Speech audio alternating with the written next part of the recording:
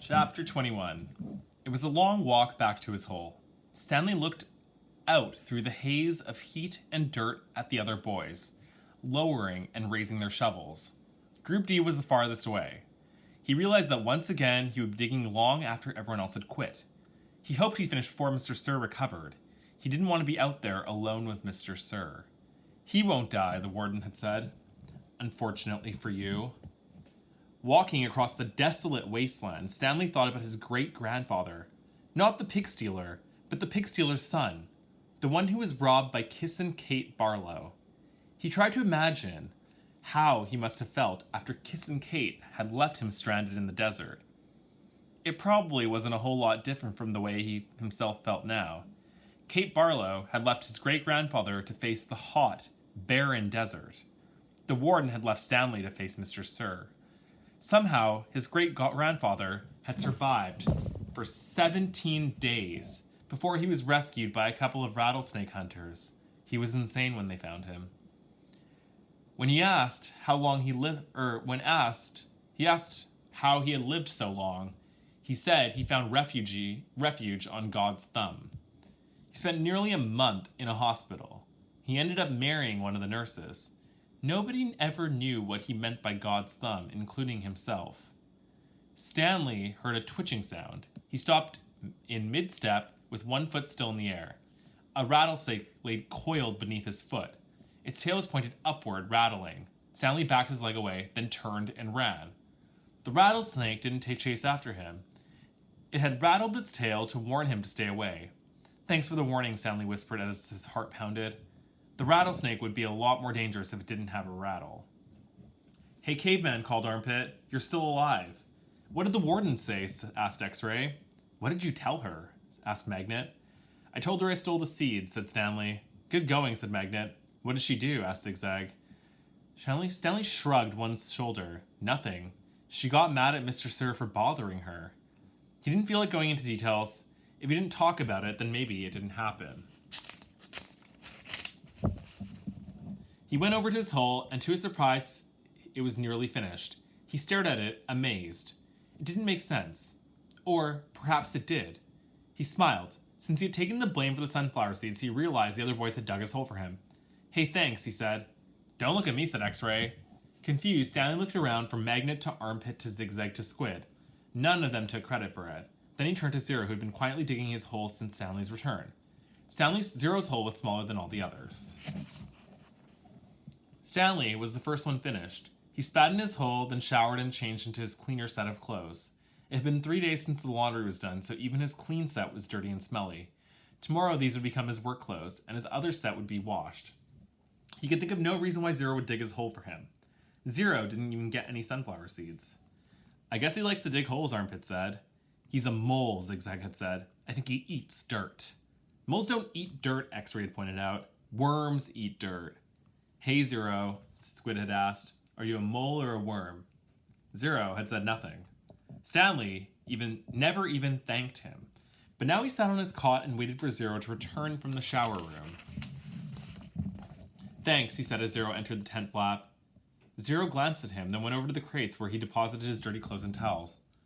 Why'd you help me? Stanley asked. Zero turned around. You didn't steal the sunflower seeds, he said.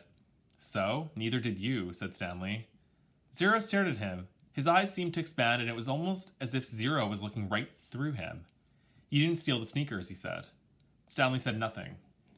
He watched Zero walk out of the tent. If anybody had X-ray vision, it was Zero. Wait, he called. Then he hurried out after him. Zero had stopped just outside the tent, and Stanley almost ran into him. I'll try to teach you to read if you want, Stanley offered. I don't know if I know how to teach, but I'm not that worn out today since you dug my hole. A big smile spread across Zero's face. They returned to the tent where they were less likely to be bothered. Stanley got his box of stationery and a pen out of the crate. They sat around the ground.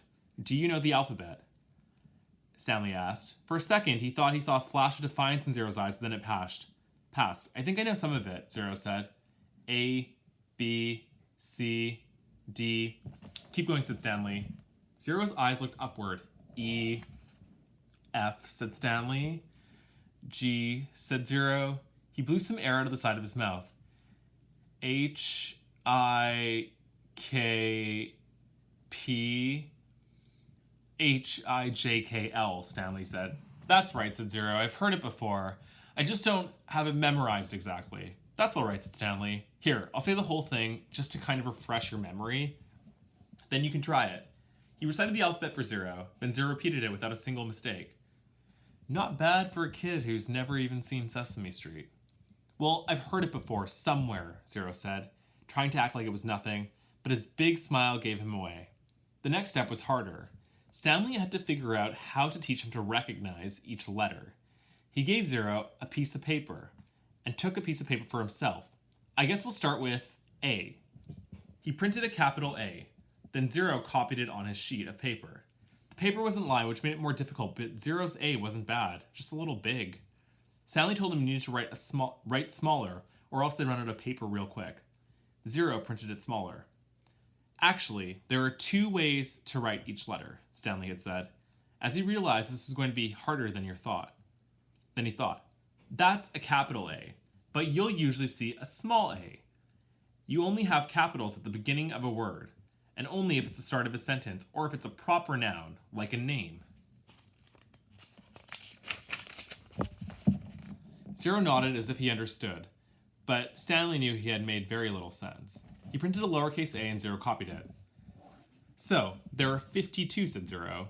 Stanley didn't know what he was talking about. Instead of 26 letters, there's really 52. Stanley looked at him surprised. I guess that's right. How did you figure that out? He said. Zero said nothing. Did you add? Zero said nothing. Did you multiply? That's just how many there are, said Zero.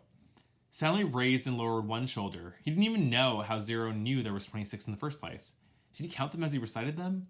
He had Zero write a few more uppercase and lowercase a's. Then he moved on to the capital B. This is going to take a long time, he realized. You can teach me 10 letters a day, suggested Zero. 5 capitals and 5 smalls. After 5 days, I'll know them all. Except on the last day, I'll have to do 12. 6 capitals and 6 smalls. Again, Stanley stared at him, amazed he was able to figure that all out. Zero must have thought he was staring for a different reason, because he said, I'll dig part of your hole every day. I can dig for about an hour, then you can teach me for about an hour. And since I'm the fastest digger anyway, our holes will get done about the same time, and I won't have to wait for you. Okay, Stanley agreed. As Zero was printing his B's, Stanley asked him how he figured out it would take 5 days. Did you multiply? Did you divide? That's just what it is, Zero said. It's good math, said Stanley. I'm not stupid, Zero said. I know everybody thinks I am. I just don't like answering their questions. Later that night, as he lay on his cot, Stanley reconsidered the deal he had made with Zero. Getting a break every day would be a relief, but he knew Zero wouldn't like it, or X-Ray wouldn't like it. He wondered if there might be some way Zero would agree to dig part of X-Ray's hole as well. But then again, why should he? I'm the one teaching Zero. I need the break solve energy to teach him. I'm the one who took blame for the sunflower seeds. I'm the one who Mr. Sir is mad at. He closed his eyes and images from the warden's cabin floated inside his head. Her red fingernails, Mr. Sir writhing on the floor, her flowered makeup kit. He opened his eyes. He suddenly realized where he'd seen the gold tube before. He'd seen it in his mother's bathroom.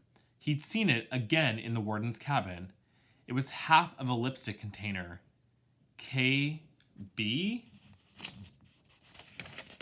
And then you can see there the KB in the heart. KB. He felt a jolt of astonishment.